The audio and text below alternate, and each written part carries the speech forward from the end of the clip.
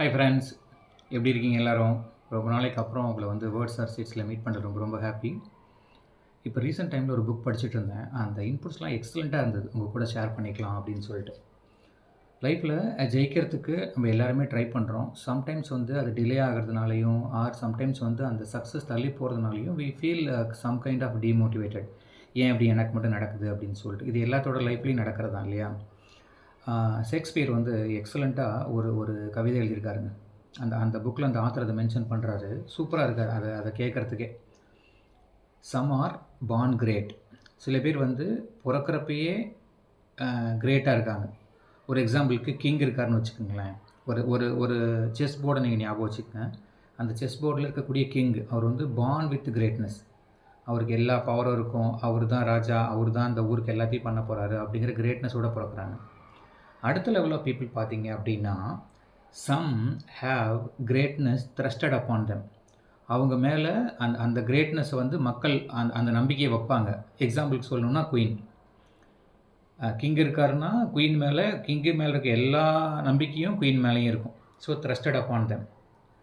But third category, some achieve greatness அப்படிங்கிறாரு. அப்படின்னா என்னென்னா, இப்போ பான் இருக்குல்ல, அந்த சிப்பாய் இருக்கும்ல, செஸ் போர்டு இருக்குது, அதில் முன்னாடி வந்து நிறைய ஃபஸ்ட் அந்த சிப்பாய்கள் தான் இருப்பாங்க. அதுக்கப்புறம் தான் எல்லா இது இருக்கும், காயின்ஸும்.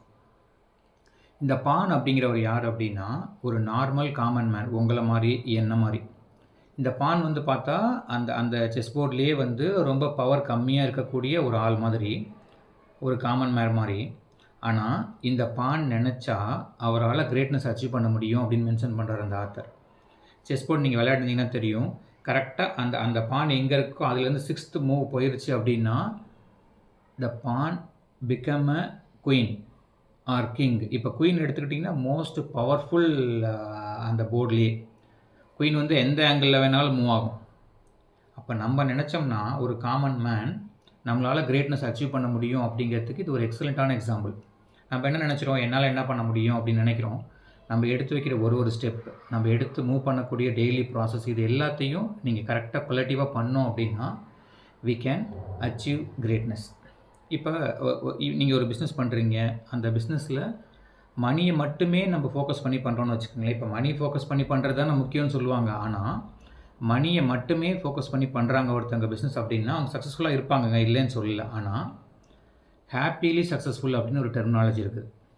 இப்போ வந்து நிறையா இந்த பிரைப் வாங்குறவங்க, தப்பான வழியில் பணம் சம்பாதிக்கிறவங்க, இல்லை ஒரு கஸ்டமருக்கு வந்து குவாலிட்டியான பொருள் கொடுக்காம விலையை கம்மியாக கொடுத்து நல்லா இருக்குங்கிற மாதிரி பொருள் விற்கிறவங்க, இவங்க எல்லார்ட்டையுமே கூட பணம் சேரலாம். ஆனால் அவங்க ஹாப்பிலி சக்ஸஸ்ஃபுல்லாக இருக்காங்களா அப்படின்னு சொல்லி பார்த்தீங்க அப்படின்னா மோஸ்ட் ஆஃப் த டைம் இருக்க மாட்டாங்க. அவங்களுக்கு கூட ஒரு கில்ட் ஃபீலிங் இருந்துகிட்டே இருக்கும். என்ன தோணும், அடடா நம்ம வந்து ஒரு குவாலிட்டியான பொருள் கொடுக்கலையே அப்படிங்கிற மாதிரியும், ரிப்பீட் கஸ்டமர்ஸ் வரமாட்டேங்கிறாங்களே அப்படிங்கிற மாதிரி ஒரு தாட் ப்ராசஸ் இருந்துகிட்டே இருக்கும்.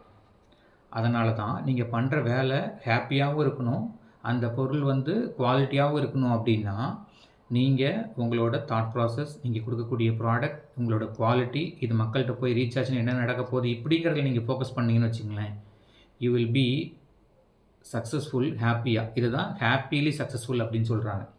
சக்ஸஸ்ஃபுல் அப்படிங்கிறதுக்கும் ஹாப்பிலி சக்ஸஸ்ஃபுல் அப்படிங்கிறதுக்கும் நிறைய டிஃப்ரென்ஸ் இருக்குது. ஒருத்தர் வந்து உங்கள்கிட்ட கேட்குறாருன்னு வச்சுக்கோங்களேன், நான் உண்மையாலுமே க்ரோ ஆகிட்டு இருக்கேனா இல்லையா அப்படிங்கிறத எப்படி மெஷர் பண்ணுறது அப்படின்னு சொல்லிட்டு, அதுக்கு வந்து ஒரே ஒரு கொஸ்டின்ங்க. ஆன் டெய்லி பேசிஸ் உங்கள் டே ஆரம்பிக்கிறப்ப உங்கள்கிட்ட நம்ம கேட்டுக்க வேண்டியது, இப்போ ஏன்ட்ட நான் கேட்டுக்க வேண்டியது, உங்கள்கிட்ட நீங்கள் கேட்டுக்க வேண்டிய ஒரே ஒரு கொஸ்டின். அந்த கொஸ்டின் என்ன அப்படின்னா, ஆம் I doing justice to my potential. எனக்கு இருக்கக்கூடிய பொட்டன்ஷியலுக்கு நான் ஜஸ்டிஸ் பண்ணுறேன்னா டெய்லி. இப்போ ஃபார் எக்ஸாம்பிள் என்னால் வந்து நான் கஸ்டமர் ஓரியன்ட் ஜாபில் இருக்கேன் அப்படின்னா மினிமம் ஒரு நாளைக்கு என்னால் 10 கஸ்டமர்கிட்ட பேச முடியும். அது வந்து நியூ கஸ்டமராக இருக்கலாம், ஆர் என்னோடய எக்ஸிஸ்டிங் கிளைண்ட்டாக இருக்கலாம். நான் பேசுகிறேன்னா என்னோடய பொட்டன்ஷியல் என்னன்னு எனக்கு தெரியும்.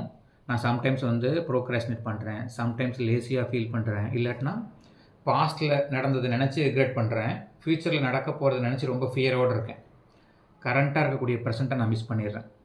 அப்போ நம்ம காலையில் ஒரு நாள் எந்திரிச்சோன்னு என்ன கேட்கணும், ஆம் I doing justice to my potential. இந்த ஒரு கொஸ்டினை நம்ம டெய்லி கேட்க ஆரம்பித்தோம் அப்படின்னா, என்னோடய பொட்டன்ஷியலுக்கு தகுந்த மாதிரி நான் எஃபர்ட்டை போடல அப்படிங்கிறது நமக்கு புரிஞ்சிருச்சு அப்படின்னாவே வி கேன் அச்சீவ் கிரேட்னஸ்.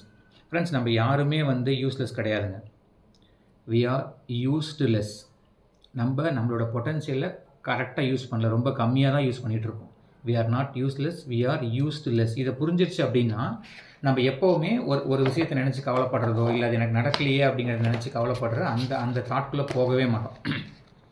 இப்போ சப்கான்ஷியஸோட ட்ரஸ்ட் அப்படின்னு ஒன்று இருக்குது, சப்கான்ஷியஸோட டவுட்ஸ் அப்படின்னு ஒன்று இருக்குது. ஒரு எக்ஸாம்பிளுக்கு ஒருத்தர் வந்து ஒரு ஆஃபீஸ் மீட்டிங் நடக்குது. அந்த ஆஃபீஸ் மீட்டிங்கில் அவர் வந்து 3 o'clock மீட்டிங், 3:20 தான் உள்ளே வராரு. அவரோட பாஸை போய் மீட் பண்ணுறாரு. அந்த பாஸ் வந்து ஏன் லேட் அப்படின்லாம் கேட்கல. ஒரு ப்ராஜெக்ட் அவர்கிட்ட கொடுத்து எல்லாம் சப்மிட் பண்ணிட்டு 15 daysல இந்த ப்ராஜெக்டை நீங்கள் முடிச்சு கொடுத்துடணும் அப்படிங்கிறாங்க. இவர் ஓகே 15 days அப்படின்றாரு. அந்த மீட்டிங் முடிஞ்சிருது. பாஸ் மட்டும் என்ன சொல்கிறாருன்னா, நீ என்னை வந்து என்னோடய ஆஃபீஸ் கேபினில் பாரு அப்படின்னு சொல்லிடுறாரு. ஜென்ரலாக இருக்கக்கூடிய க்ரௌடெல்லாம் போயிடுறாங்க. இந்த பர்சன் மட்டும் போய் அவரை மீட் பண்ணுறாரு. இந்த ஆஃபீஸில் ஜாயின் பண்ணதுலேருந்து நான் உன்னை வாட்ச் பண்ணிகிட்ருக்கேன். நீ வந்து டைமுக்கு வரதில்லை, பஞ்சுவாலிட்டி ரொம்ப ரொம்ப மிஸ் பண்ணுற. ஒரு 15 minutes லேட் ஆகிட்டா என்ன ஆகிடப்போகுது அப்படின்னு சொல்லி உனக்கு தோணலாம். ஆனால் இது உன் லைஃப்பில் எப்படி இம்பேக்டை க்ரியேட் பண்ணணும்னு நான் சொல்கிறேன், இதை நீ தெரிஞ்சு வச்சுக்கோன்னு சொல்லிட்டு சூப்பராக நரேட் பண்ணுறாருங்க. அந்த பர்சன் இந்த மீட்டிங்க்கெல்லாம் கொஞ்சம் நாளைக்கு முன்னாடியே அவரோட லைஃப்பில் நடந்த பர்சனல் ஸ்ட்ரகிள்லாம் இப்படி சொல்லியிருக்கிறார். எனக்கும் ஒய்ஃபுக்கும் கொஞ்சம் மிஸ் அண்டர்ஸ்டாண்டிங் இருக்குது, எங்கள் லைஃப் வந்து ஹாப்பியாக இல்லை அப்படின்லாம். இப்போ இந்த பாஸ் வந்து அதை ஒரு கோட்டாக எடுத்து சொல்கிறார். ஒரு எக்ஸாம்பிளாக, உங்கள் ஒய்ஃப்கிட்ட ஃபார் எக்ஸாம்பிள் நாளைக்கு நம்ம 6 o'clock வெளியில் போகிறான்னு சொல்கிறீங்க. ஆனால் நீங்கள் 7 o'clock தான் போகிறீங்க, இல்லை போகவே இல்லை. வீட்டுக்கு போகிறீங்க, இன்னும் கொஞ்சம் லேட் ஆயிடுச்சு அப்படின்னு சொல்லிடுறீங்க. ஒரு நாள் உங்கள் ஒய்ஃப் என்ன சொல்லுவாங்க, ஓ ரைட் ஏதோ லேட் ஆகிடுச்சாட்ருக்கு அப்படின்னு நினச்சிட்டு விட்டுருவாங்க. செகண்ட் டே எகைன் ஒரு கமிட் பண்ணுறீங்க, இத்தனை மணிக்கு நம்ம மீட் பண்ணுவோம், இந்த இடத்துக்கு நம்ம போகலாம், இல்லை ஒரு பொருள் வாங்கிட்டு வரேன்னு சொல்கிறீங்க. வீட்டுக்கு போனோன்னே கேட்குறாங்க வாங்கிட்டு வந்துட்டீங்களா, இல்லை அதை மறந்துட்டேன் அப்படின்னு சொல்கிறீங்க. ஃப்ரெண்ட்ஸ், இந்த ஆத்தர் இந்த இடத்துல என்ன மென்ஷன் பண்ணுறாருன்னா, ஸ்லோவாக கொஞ்சம் கொஞ்சமாக நீங்கள் சொல்கிற வார்த்தைகளை ஃபாலோ பண்ணலேன்னு வச்சுக்கோங்களேன். அது உங்களோட ஸ்பௌஸாகவே இருந்தால் கூட அவங்களுக்கு என்ன தோணுமாமா, கான்ஷியஸ் லெவலில் அன்னைக்கு ஒத்துக்குவாங்க, டே ஓகே சரி இவரால் எதுவும் பண்ண முடியலாட்டிருக்குன்னு சொல்லிட்டு. பட் சப்கான்ஷியஸில் அந்த டவுட் அந்த டவுட் வந்து கொஞ்சம் கொஞ்சமாக பில்ட் ஆகிட்டே இருக்கும்.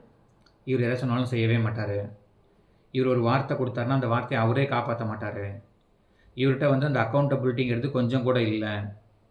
இது over the period of time என்ன ஆயிரும் அப்படின்னா, நம்ம என்ன சொன்னாலும் அவங்க நம்பவே மாட்டாங்க. இவர் சும்மா பேருக்கு தான் சொல்கிறாரு, இவர் எங்கே செய்ய போகிறாரு.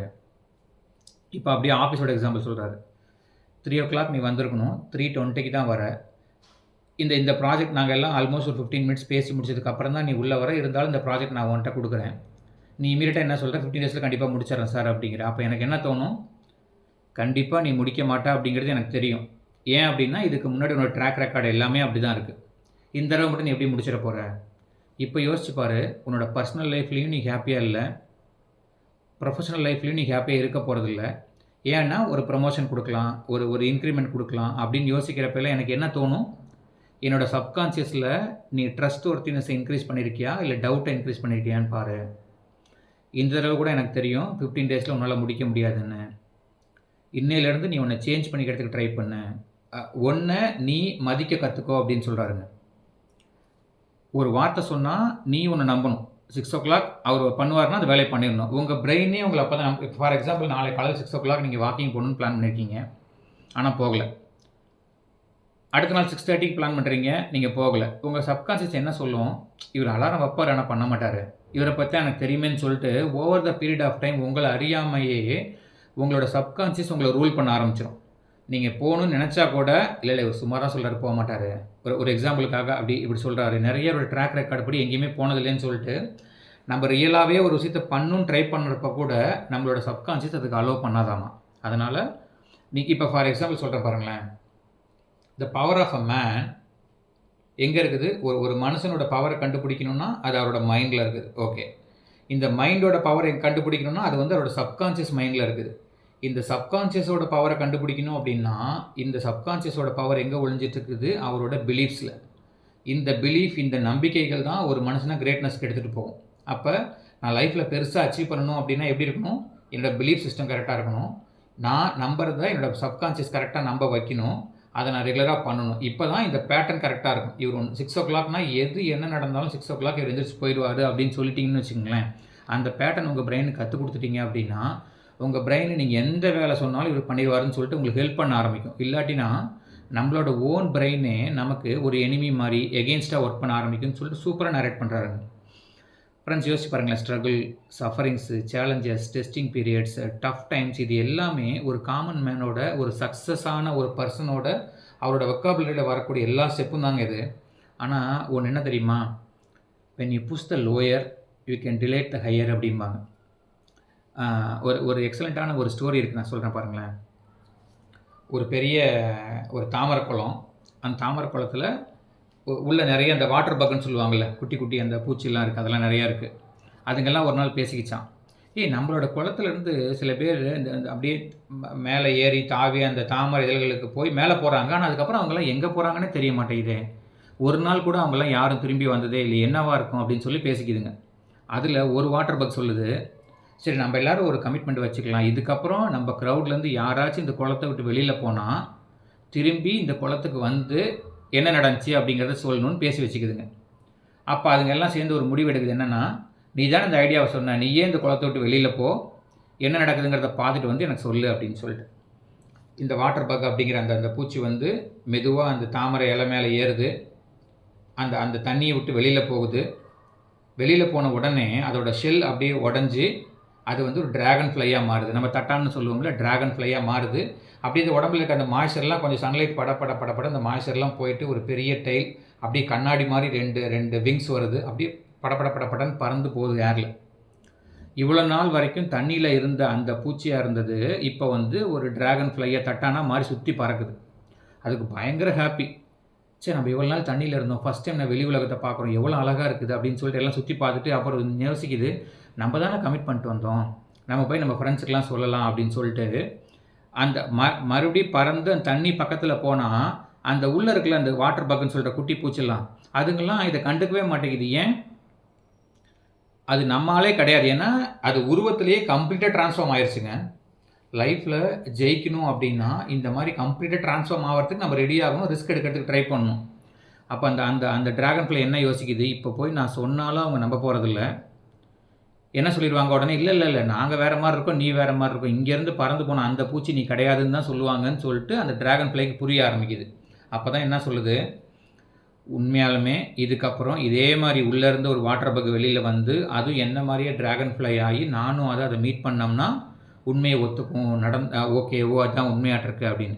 ஃப்ரெண்ட்ஸ், இப்போ நீங்கள் ஒரு பேரண்ட்டாக இருக்கிறீங்க அப்படின்னா உங்களோட பசங்களோ உங்களோட பையன் பொண்ணு ஒரு வேளை நீங்கள் சொல்கிறத கேட்கலன்னு வச்சுக்கோங்களேன், நம்ம வந்து now we become a dragonfly. அவங்க இப்போ தான் அந்த உள்ளே இருக்கிறாங்க. அவங்க நம்மளோட ஸ்டேஜுக்கு வர்றப்போ இதை புரிஞ்சுக்குவாங்க.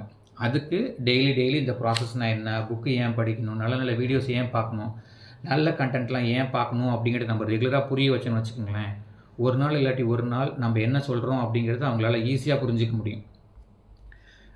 இப்போ வந்து பையனை ரொம்ப படின்னு சொல்கிறோம், இல்லாட்டி இந்த வேலையை பாருன்னு சொல்கிறோம், இந்த ஒர்க்கை முடின்னு சொல்கிற எம்ப்ளாயிட்ட சொல்கிறோம். அவங்கள என்ன நினச்சிக்கிறாங்க, ஏன் வந்து ஒரு கேட்டர்பில்லரை போட்டு இப்படி கஷ்டப்படுத்துறீங்க அப்படின்னு நினைக்கிறாங்க. பட் நம்ம என்ன சொல்கிறோம், கேட்டர்பில்லரை கஷ்டப்படுத்துகிற பற்றி யோசிக்கிறியே, I am thinking about a born of a butterfly. ஒரு அழகான ஒரு பட்டர்ஃப்ளை வெளியே வர்றதுக்காக தான் உன்னை புஷ் பண்ணுறேன் அப்படிங்கிறது அவங்களுக்கு புரிஞ்சிருச்சு அப்படின்னா நம்ம லைஃப் வேறு விதத்தில் இருக்கும். இப்போ யோசிச்சு பாருங்களேன், கிரேட்னஸ் வந்து பார்ன் கேரக்டராக என்கிட்ட இருக்கலாம், இல்லாமல் இருக்கலாம், இல்லைனா ட்ரஸ்டட் அப்பானா இல்லாமல் இருக்கலாம். ஆனால் நான் நினச்சா I can able to achieve greatness அப்படிங்கிறதுக்கு இந்த இன்புட் ஒரு எக்ஸலண்ட்டான ஒரு இன்புட்டுங்க. நீங்கள் ட்ரை பண்ணி பாருங்கள். இந்த கிரேட்னஸ் அச்சீவ் பண்ணுறதுக்கு நான் என்னோடய பொட்டன்ஷியலை ஆன் டெய்லி பேசிஸ் ஜஸ்டிஃபை பண்ணுறேன்னா இல்லையான்னு. Thank you so much.